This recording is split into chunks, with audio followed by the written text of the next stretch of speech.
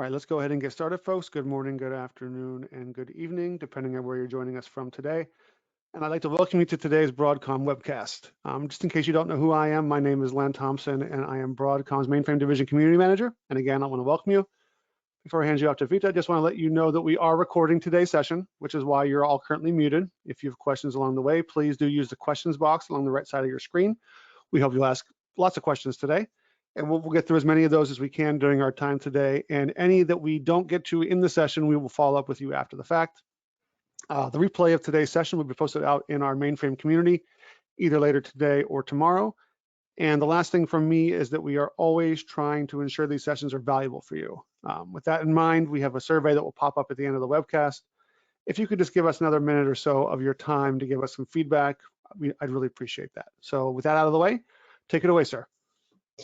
Yeah, hello. My name is Vitezslav, and I have been working at Broadcom as a software architect for almost 12 years.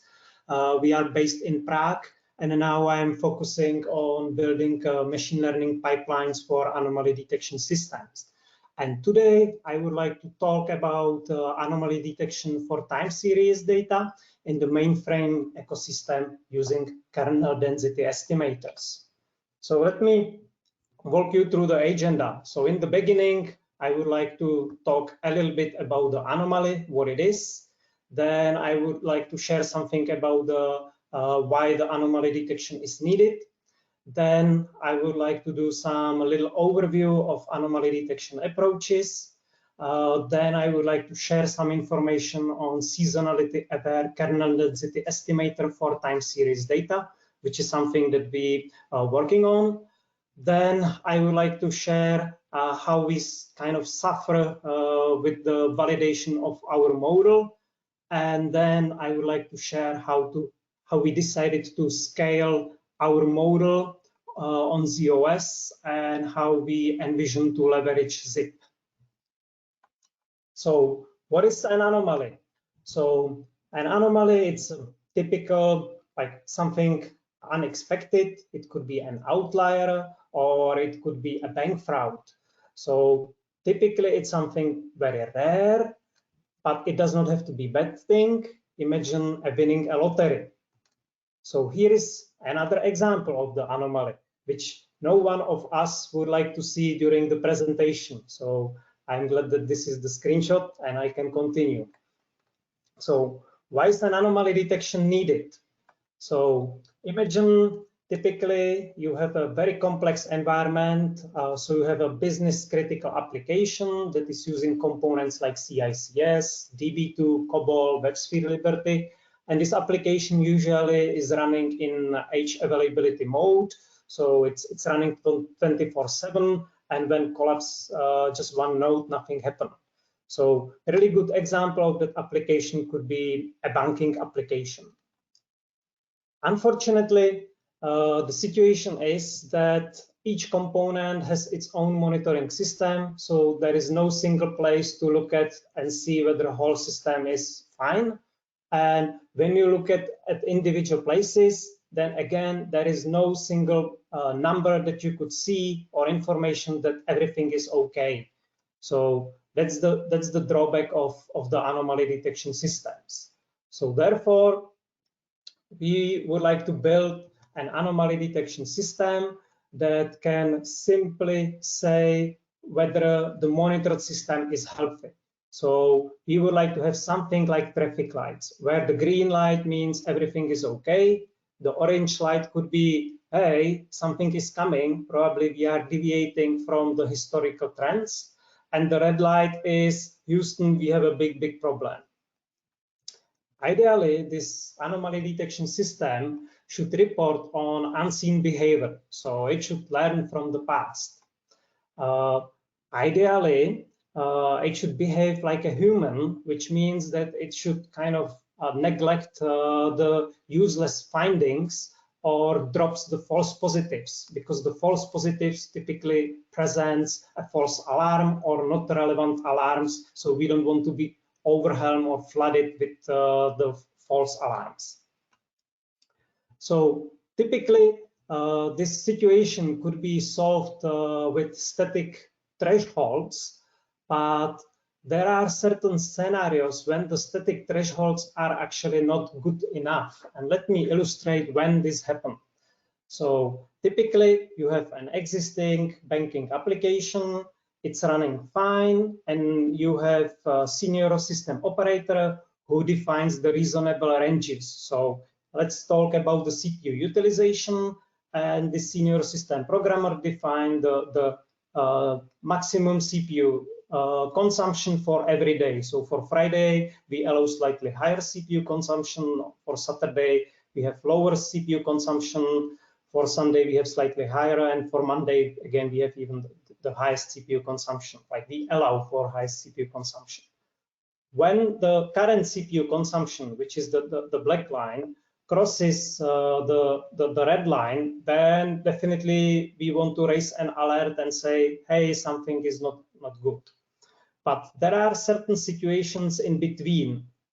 So let's say that we have a scenario when we have this banking application, the senior programmer defined the thresholds, and after some years, he happily retired, and development team actually did some change in the application. So they deploy it on Saturday, and we seeing on the Sunday that suddenly the CPU utilization of that application is slightly deviating from the past trends. So the green line represents the past trends, but it hasn't touched the red threshold, so no alarm is raised. But I think this is the situation that we would like to capture. I think this is the classic situation for the yellow alarm. So now the question is how to actually identify or set up this green line. And I think this is the task for a new guy that our company had to hire. So let's look at the CV of that guy. So there is a persona. He is called Gauss Junior ZOS operator, or maybe it's Gauss Junior ZOS operator. I don't know at this moment. His skill set is DB2, VSAM, COBOL. His favorite food is pizza. His hobby is math, computers, and machine learning. And his obsession is eating pizza on time. This is really important because he shared that in his previous job, he always ordered pizza on the way home, and he wanted to eat it once he reached the home. So therefore, he tracked the pizza delivery times in the VSAM file because we are talking about the mainframe data. So after he collected enough data, he processed them through the COBOL program, and he draw a chart. So in this range, basically, the pizza landed his home while he reached his home. So it was basically the normal situation, the expected situation, and this happened in majority cases. In this place, it means that he reached the home, but the pizza was not waiting for him. So he had to wait for some time, and he was a little bit hungry, maybe a little bit angry, but in the end, he kind of was satisfied because pizza had quite good temperature, so he enjoyed it. Here, again, this is not that often situation. In this case, the pizza was waiting for him in front of his store. So when he actually reached home and he started eating his pizza, the pizza was a little bit cold. And then we have the most rare situations, which are here. And for example, this could mean that the pizza was waiting for him for several hours in front of his home while he was still traveling. And it could mean that someone actually ate his pizza. Here, again, very rare situation. And this could be the situation that he's at home and he's quite angry because he does not have his pizza, so he ate something else. So these two red regions are very rare, and therefore they are considered as anomalous. So let's look at the quick overview of anomaly detection approaches. So the classical way is basic statistical methods. and I will share on this later. Then we have machine learning methods for the labeled data, which means classification or anomaly detection by prediction. And then we have unlabeled data, and for the unlabeled data, typically we employ clustering. So how, if you remember or recall this pizza example, how to get from here to here, where the white regions represents very rare situations or anomalous situations, while the green regions represents something, for example, a CPU utilization.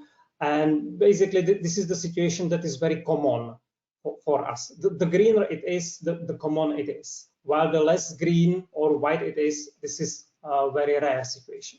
So how to get from the left-hand side to the right-hand side?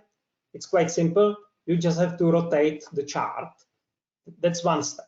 The second step is that basically you have to slice your data. For example, you have to chunk it and basically group it in hours. So for each hour of the day, you would have a group of data and you would do the same analysis. So this way, basically for each hour, you would get the section of the normal and rare regions. And from this, it's probably easy to go here because it's just smoothing of the picture. There is another way how we can get to the same picture, and it's basically imagine that you have 1 month of data and you slice the 1 month of data into individual days, and you just draw 1 day on this picture. So each green pass that you see on the screen represents 1 day. So this could be the Friday the 1st. This higher one could be last day of the month. So the greener the picture is, the often we were in that place. So again, from the left-hand side to the right-hand side, it's just smoothing the picture.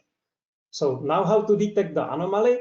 So when you look at the black line here, it represents the current value. The green lines represents the historical trend. So once the black line actually is outside of the green area, then this is the anomalous situation compared to the past.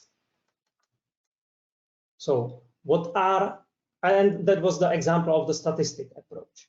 What are other machine learning approaches? So one way is that you have the labeled data and you are learning from the past. So first thing that you need is a domain expert or some SME who look and see. So you show him some data and he says, this interval looks good, so it has a label OK. This interval looks good, it has a label OK. This is suspicious based on his knowledge. So therefore, he labels that with anomaly. And again, this one is good and this one is good. Then we use a machine learning algorithm, for example, the neural net or any other machine learning algorithm for supervised learning. We show him the data and labels, and we start the training, and we train the algorithm until the algorithm can predict or classify the data point that it's anomalous. There are drawbacks of this approach. Typically, you need a lot of training data. In case of the anomalies, we said that the anomalies are actually the rare situation. So you will be in the situation that the class of the anomalies will be very skewed. You will have only a few anomalous data points. So therefore, the machine learning algorithm probably overfit to the anomalies, and it will not be able to recognize the anomalies on unseen data. Another way how you could do the anomaly detection via so this is another way how to do the anomaly detection via prediction. So you have the data, historical data. From these historical data, you derive a model. Once you have the model, you can predict the next value. So for example, I would like to know the value for the 19. So we have 16, 17, 18, 19. So the model says this is the expected value for the 19. Then we compare the expected value with the reality. If the reality is somewhere here, we compare it to the expected value, once these two are very far away, then we say, hey, this point is anomalous. If these two are very close to each other, then we say this is not anomaly. Final way is the clustering, or in case you have the data that are not labeled, you can employ the clustering. So you look at your data and you identify the cluster. The issue with the cluster is that you have a clusters, but you still don't know which one are good and which one are bad. So this one is different, but it doesn't mean that it's bad. So again, you need some SME expert who helps you to identify the clusters that are the regular one, and then you can say that that the rest are the anomalies. So let me look at the groups of the models. So one way how we could split the models is whether they are specific or generic. So typically, when we start with the specific models, you have a model that is supposed to detect a specific phenomena in the data. This requires a lot of SME knowledge. And the SMEs has to describe the business problem. Then the data scientist, together with SMEs, has to validate that the data actually hold the information about the problem. The advantage of this model is that you gain higher accuracy compared to generic models, but there is a chance that you might cause some overfitting. So I think that this could be some disadvantage. You have to be aware of it. Then we have generic models that rather focuses on mathematic anomalies in data, which is good from the perspective you don't need that much SME knowledge, but there is always drawback. The drawback is that you have a risk of false positive, and false positive is basically that you are detecting business unrelated problems. So you may flood the operator with alarms that are not relevant. So the way how to work around this is that you have to set very high thresholds. And when you set very high thresholds, then this has another issue, which is false negatives, which means that you could miss certain anomalies. We, at this moment, we are rather focusing on generic models. And there is another group that is focusing on specific models. But today I'm going to focus rather on generic models. Here is a visualization what I meant by increase the threshold. So normally the green area is not that wide. So if I'm supposed to increase the threshold, I basically make the green area very wide. So these anomalous ranges will be very significant anomalies compared to non-extended green range. There is another way how we could split the models, and that is the univariate approach, which is typically simpler. So each metric is considered independently, and the model looks for the divergence of the behavior of a metric from the expected paths. However, this has always the drawback because you assess each metric independently. So you can imagine the situation that each metrics are in expected ranges, but they together are in a state that system has never seen. However, this is something that univariate model will never capture. The advantage of these models is that you need less training data compared to multivariate. And examples, like the trivial example is a single Gaussian curve, or more advanced is kernel density estimator, which is based on many Gaussian curves, and we will talk about this later on. The multivariate models are more complex, and they have their main advantage is that they look for the divergence of each metric from its expected path, plus they can capture the situation I described before. So imagine that you have metric like CPU utilization that is in range from 20 to 80. This range is considered as a normal. Then you have some IO operations, something between 1,000 and 8,000 operations a second. So each metric is within these normal ranges, but suddenly you can have a situation that you would have some kind of high CPU usage, so you would be close to 80%, and I/O would be very low. So this could be a suspicious situation. Probably programs start looping. So now I would like to talk about the seasonality aware kernel density estimator for time series, which is something that we currently focus on. So let's start with the histogram.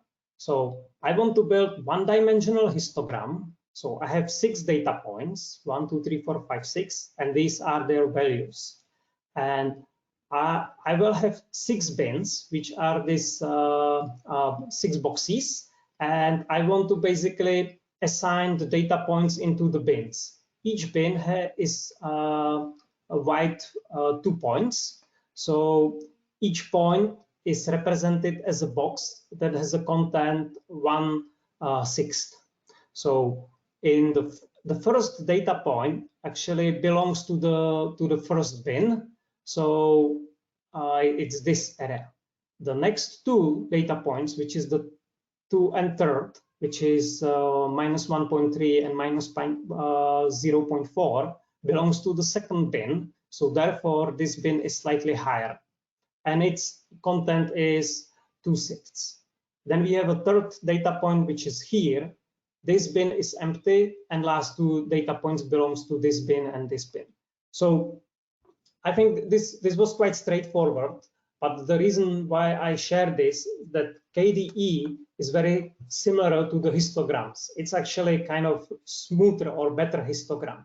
So the histogram, or when we look at the density function derived from the histogram, it's this blue curve. And let's look at how to create density function for using kernel density estimators. So instead of assigning points to bins, we will actually place a bell curve or Gaussian curve on top of each point. So here is the first point, which is -2.1. So it's here. And I place the Gaussian curve on top of that point. Here is the 5th point. It's here. So again, I place the Gaussian curve. Then I sum up all the Gaussian curves together, which creates this blue density function. So you can see that once the Gaussian curves are very close together, or points are close together, then you sum up these, so it causes the spikes. Here is another example. When you have the 2 close points, then again it creates these spikes. So when you compare the histogram to kernel density estimate, essentially they looks very similar. The main advantage of the KDE estimation is that you have smooth function compared to the histogram.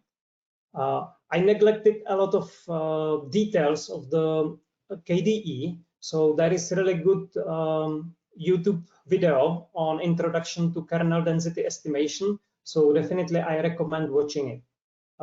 In case you don't want to see video, just click this link and you can see like online presentation of KDE. So let's move on and figure it out how to identify the anomalous regions. So back, if you go back to or if you recall what anomaly is, it's basically something that is very rare. So we want to identify the regions on the x-axis that has low probability. But when we say low probability, it's not enough. We need even the low density, and I will explain why. So the density is actually the red curve here, while the probability is the area below the curve. So it's this blue area. So if we say we need only low probability, then imagine this example. So I choose the interval, very narrow interval, and I calculate the probability. So it's the area of the yellow strip. So it's the region from -1 to 0, and its probability, the content is very low, but the density is very high.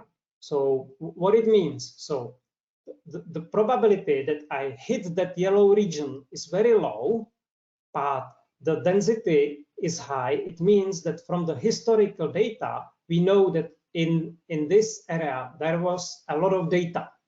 So therefore, we would not consider this region as anomalous, as opposed to this example, where we have very wide range that could have maybe even similar probability compared to the yellow range, but it's very wider, so it's easier to hit that range.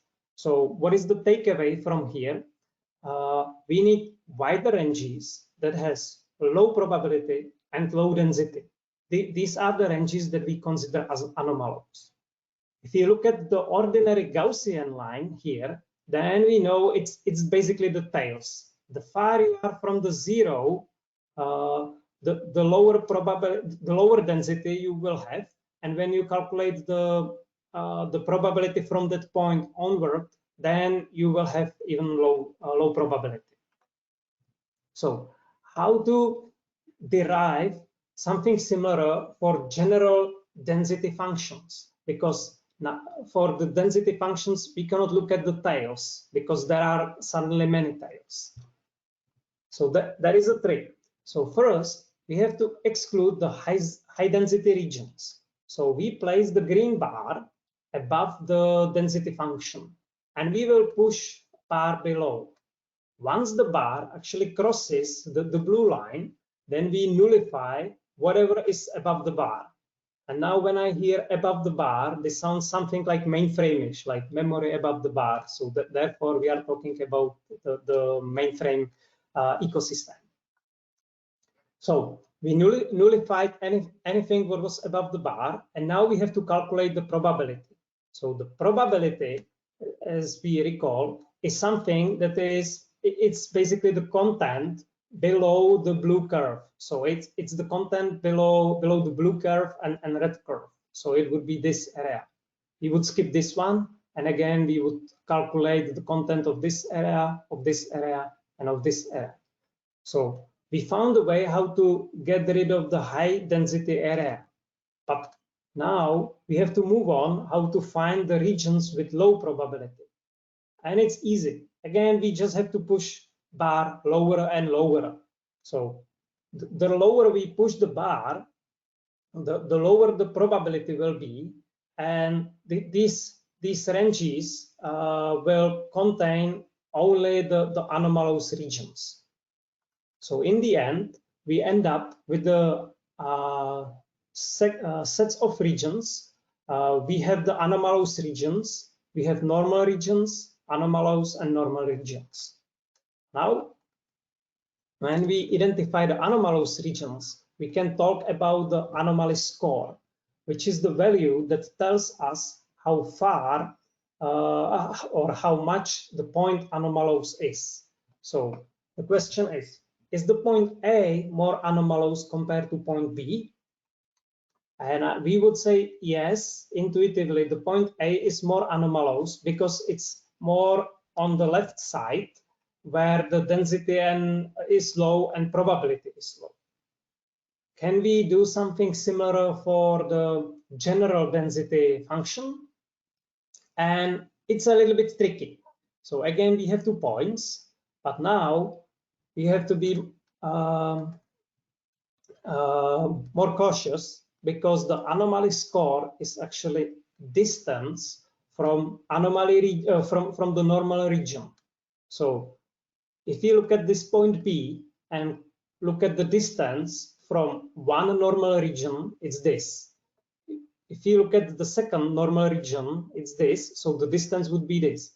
So the anomaly score for point B has to be a minimum of these 2 distances. Then we look at point A, and the distance from the first anomalous region is this area, and the distance from this anomalous region would be like that length. So therefore, it's a D3. And if you want to compare which point is more anomalous, then we have to say it's point B because its distance from the normal region is bigger. Now let's look at the multivariate KDE. Up until now, we had only univariate. So now I add just new dimension. So let's have 4 samples and place these 4 samples in a plane. So this first sample has the coordinates 0, 0. It's this point. The second sample has coordinates x is 10 and y is 0. So it's this point. The third point is here and fourth point is here. And on top of each point, we place this time not the Gaussian curve, but Gaussian hill, like we can see here. And again, we would do the summation, and this way we would obtain the estimation of the density function. So now I'm moving towards how to add time and seasonality into KDE. So we know how to set up the multivariate KDE, and this is something that will be useful. So first thing is that we have the timestamps in our data, and we have the CPU utilization for each timestamp. If we are interested in weekly patterns, then we have to convert the timestamps into weekdays, for example. So this way we would have 7 regions, like one region for Monday, second region for Tuesday, and so on. Or if we want to be more granular, then we can go even to week hours. So we would have like 168 groups. And then we can be interested in what is the CPU utilization in specific hour of the day, of the weekday. Then we have to make KDE cyclic. Why the cyclic is important here, I will explain. Imagine that you have something that happened on Sunday midnight, and typically first time it could happen on right on the edge, and the other attempt would be on Monday morning, so it would be somewhere here. So when you place the Gaussian kernel, you want to overflow that kernel. So you want to continue this kernel here, but actually you have to make it cyclic, so it would continue here. So this is this is what I mean by cyclic. And then we have to turn the univariate KDE into multivariate. So before we had the CPU utilization on the x-axis, so now it's on the y-axis. And on the x-axis, we place the days of the week or the hours of the week. And we draw, we calculate the kernel density estimation, and we saw that the more yellow area it is, the more value we have. So what we can see from this picture is that during the Wednesday, the CPU utilization was somehow at between 25 to 75%. On Monday, our CPU utilization was almost 0. On Sunday, the CPU utilization was almost 0. So the advantage of this approach is that you can actually collapse or squash the density function. And for example, when you squash it from the right to the left, then you will kind of ignore the days of the week. So you will have an average day, and you can say what is, you can see what is the average utilization of your CPU, or you can see the distribution of the CPU utilization. Or you can do another thing, and you can, for example, do just the partial squash. So you can squash just Monday till Friday, so you would have like business days, and you can squash Sunday and Saturday together. So then you would have like average working day and average weekend. And again, you could have two models that can predict what's normal for the weekend and what is normal for the business day. Now let's talk about the difficulties of the validation of the model. So how to validate the model? So in our situation, we did not have the issue of data, like we had plenty of data, but we had only a few labeled data. And the way how we obtain the labeled data, actually we asked our SMEs to label some anomalies in our data set. Here is one problematic point. How do the SME know which point is anomalous? They, of course, they have a mainframe background, but they could miss some customer-specific information. So we had a little trick. We had one ex-customer employee, so that person had some knowledge about the customer environment, but this is not always useful or available. The other approach is synthetic data set. So we generated artificial anomalies or artificial anomalous situations. We captured the data, and then we wanted our KDE to capture these anomalies in the data. So in both cases, we were able to calculate some precision and recall, but so far we are not satisfied with the result, mainly due to the lack of the labeled data. So the less labeled data you have, the less reliable your calculation of the precision and recall is. So therefore, the last resort is customer feedback, because they are the ones who are actually interfacing with the system. But there is another problem, because we are missing the immediate customer feedback. Ideally, you would like to do a change in the model, and you would like to have an instant feedback from customer whether they are satisfied or not. But this is a challenge.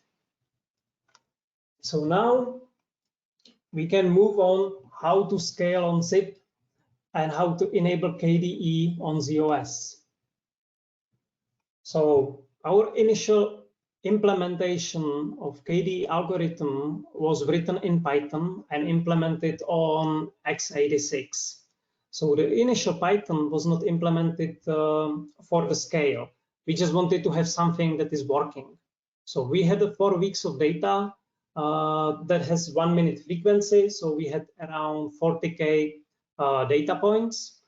And for these 40K data points, we did 28 times, we generated the kernel density estimations, and then we scored, we calculated the anomaly score for remaining observations. So this procedure took 1 minute for one metric. We had around 1,000 metric. So to do the math, you realize that it took 16 hours to process all the data. So it was very slow. And the existing solution that we had was able to process the same set of data within 7 hours. But we were more pleased with the results of our algorithm compared to existing solution. But from the product management, we had the requirement that we should be able to process 300K metric. And at this moment, our model would not scale. So I thought that I could run the same model on the mainframe, because Python is available on the mainframe on USS. However, there are certain drawbacks. Python is not zip enabled, and there are very old libraries. The second thing with old libraries is partially mitigated. Recently, IBM actually announced the second beta version of the Python on ZOS, where you can obtain the latest libraries, but still there is an issue with zip enablement. So we identified, we did the analysis of the Python code and identify which part of the code is actually the slowest one. And we realized that it's matrix multiplication. So we tried to compare the matrix multiplication on the Intel processor and on the USS. And of course, you can see that the Python version differs, and the NumPy library that does the calculation differs. But we can see that there is a difference when we use the float 64, then the Python on USS is very slow compared to the Intel processor or Intel implementation. And when we go with the integer, then mainframe is slightly faster. But unfortunately, our implementation relied on the floating points data types. Then we did a second benchmark. This one was focused only on matrix multiplication. So we finished the implementation of the algorithm, We took the whole algorithm as it is, and we ran it in USS, and we compared ZOS USS, ZCX, which is a new Docker extension available on ZOS. And then I took the Intel processor, and then I took the Intel with the same Python and same NumPy like we had on USS. And I compared the performance, and this basically showed me that the Python on USS is very slow when we calculate the kernel density estimation. When it comes to the calculation of the anomaly score, its performance is kind of reasonable or comparable to the Intel processor. But it's very slow for the fit due to the matrix multiplication. So we kind of came to conclusion that the Python on ZOS is no-go. Moreover, there is another reason why the Python on ZOS is no-go, because Python is free, but you have to pay for the support. So then we decided to go with Java. But when you want to go with Java, again, it's not that simple. Either you can implement everything on your own, or you can leverage existing libraries. And there are two sets of the libraries. So you have JNI libraries like ND4J, or you have non-JNI libraries like AJML or OGL Code. So these three libraries, they are an open source libraries. But if you want to go with mainframe, then these non-JNI libraries are easy to use, because basically you take the jar and you can run it immediately, while the JNI libraries, you have to port the native code on mainframe. So we did the benchmarking of all the libraries, and we of course didn't do the benchmarking of the JNI libraries on the mainframe, and we compared various Java versions. So for example, the AJML library, which is the non-JNI library, we can see its performance, and it's the slowest one. But when we look at the performance of the Java version, then we can see that Java on ZOS versus same Java running in ZCX, the performance is sort of comparable. And when we compare the ZOS Java versus Java that is running on Intel machine, again, the performance is comparable. And I know that we cannot compare these numbers directly, because each processor has different clock speed and different CPU caches, but these numbers at least shows us a trend. So we can see that basically the newer Java that is running on Intel processor is actually faster. So they worked on the JIT compiler probably, and they are able to boost the performance for the Intel Java, or I mean OpenJDK Java. If we look at the OGL, which is the fastest library we have seen, its performance again is great. It's, I would say, like 5 times faster compared to EJML, and it has quite reasonable performance even on ZOS. So therefore, we decided let's go with OGL. Finally, there is ND4J. It's a quite good library for huge matrices. I think it would even overrule or override the OGL, but the issue is that we were not able to quickly port the JNI code on mainframe. So therefore, we rather stick with the OGL library that has no JNI dependency. So based on this benchmark, we kind of decided, let's go with OGL Code. So when we look at closer to OGL Code, we see that it's MIT license. The matrices are stored by columns. They are stored as Java native arrays. They have a support for various data types like double, float, and integers. They support even extended machine learning algorithms like backpropagation. So if you want to play with neural nets, the OGL Code already has some capabilities there. And they even support the inner parallelism for the matrix vector operation. So when you just want to multiply the matrices, you don't have to take care about the parallelism. It's already there. And there is no JNI dependency. The drawback is that the community is smaller compared to NumPy or Pandas. So here is an example of the OGL code. So the first line is just ordinary multiplication. So you do matrix A multiply matrix B, so it's quite straightforward.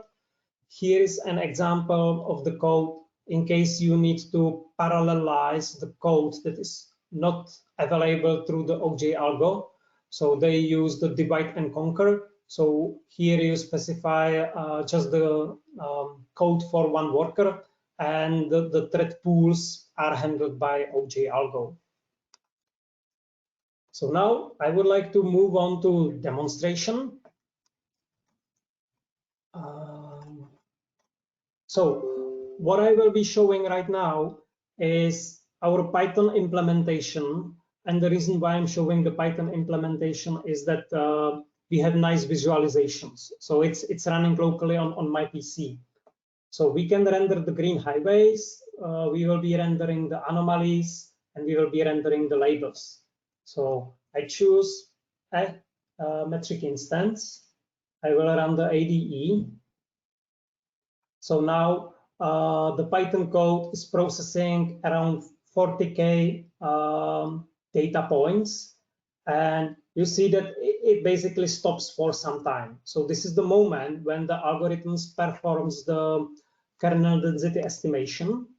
And once the algorithm moves, then we score the anomalies with respect to the last kernel density estimations. So you can see that we do the fit, I think 28 times. Normally it takes around 60 seconds. Right now I'm running some other calculations, so hopefully we will make it on time.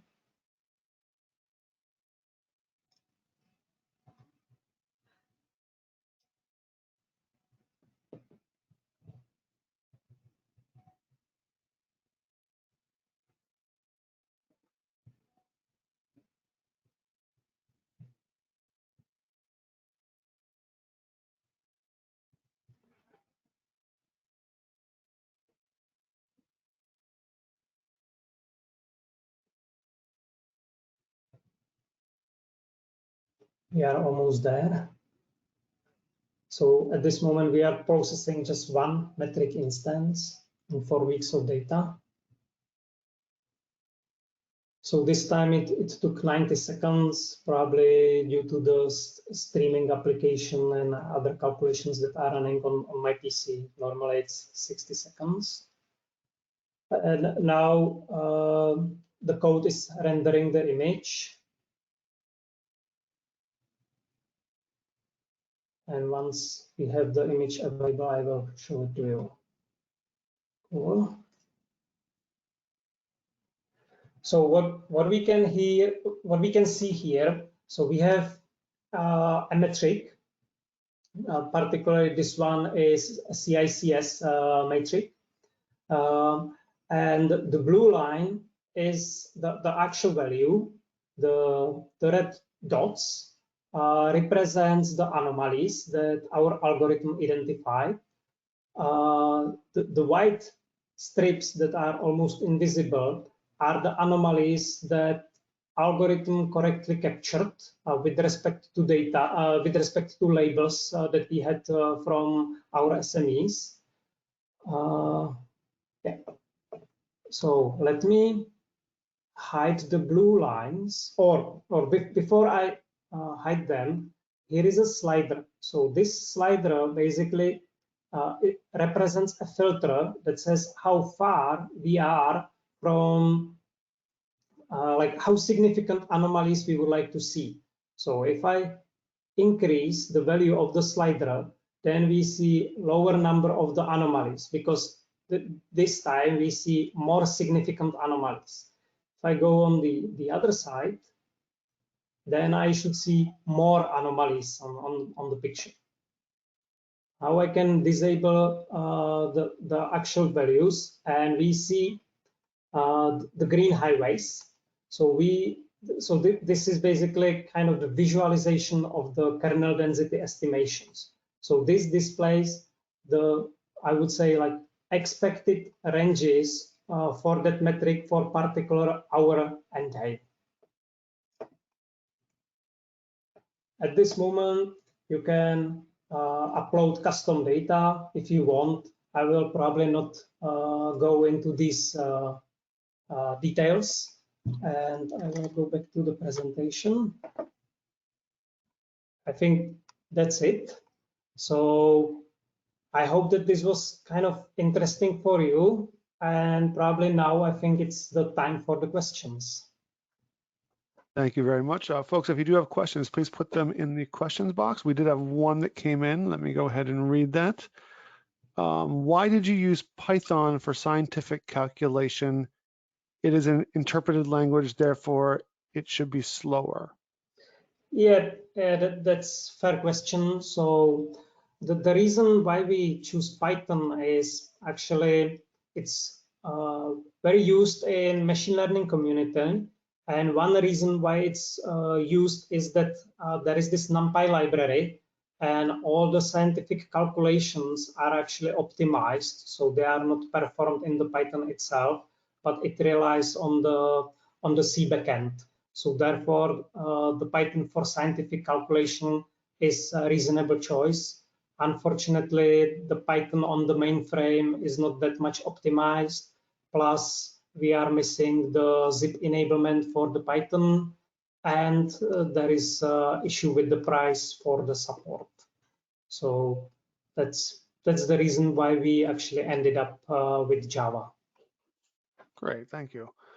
I don't see any other questions coming in, but we'll give everyone another minute. And I would also like to remind everybody that a survey is going to pop up here once I close the session.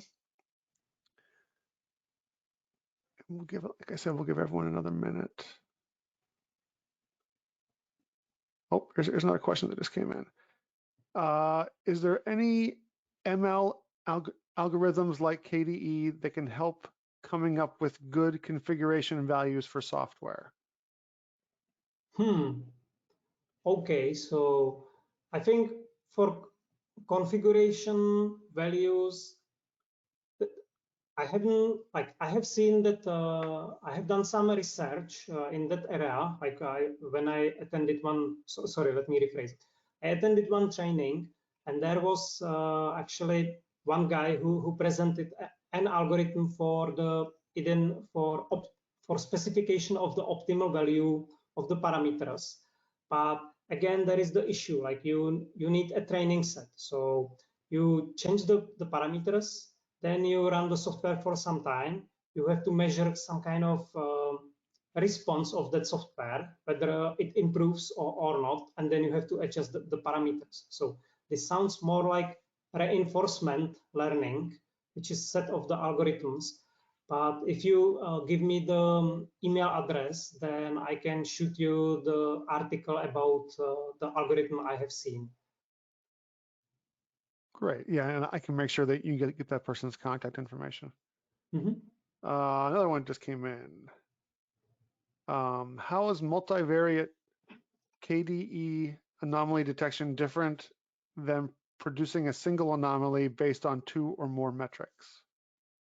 Yeah, okay. So the issue here is that if you do univariate anomaly detection, which means that you look at each metric in a separation, then you hit the situation that each metric is within normal ranges, but they together are actually in a spot that you have never been before. So if I go back to the example with the CPU utilization and I/O operation, it was here.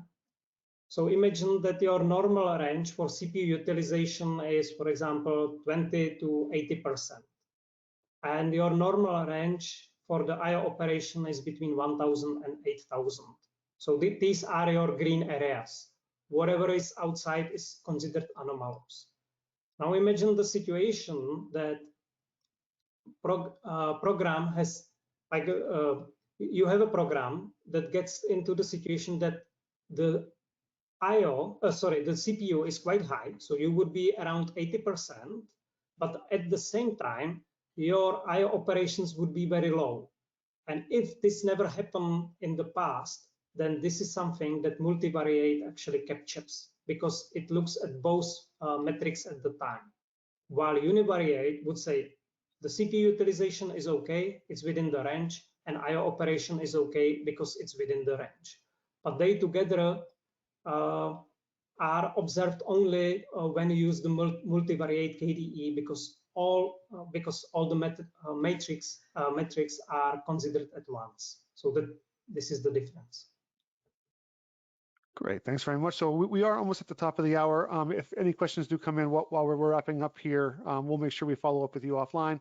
Thank you very much for your time today. We really appreciate it, and have a great day, and we will see you next time. Thank you for your time today. Thank you.